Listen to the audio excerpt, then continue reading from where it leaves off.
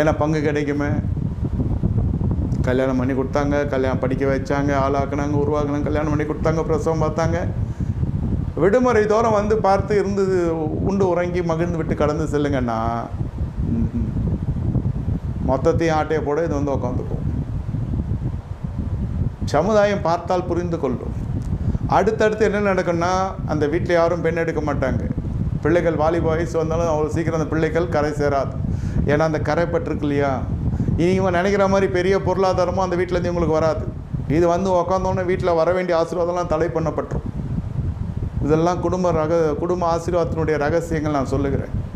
ஏன் இது தடைப்பட்டும் என்றால், வேதம் திட்டமாக சொல்லுகிறது. சங்கீதம் 45:10 குமார்த்தியே கேள், தாய் தகப்பனுடைய வீட்டை மற, ராஜா அப்பொழுது உன் மீது பிரியமாக இருப்பார். இது மாதிரி வந்து தாய் தகப்பனை விட்டே மறக்கிறது இல்லை, அந்த வீட்டை விட்டும் விலகிறது இல்லை. பெலிஸ்த குமார்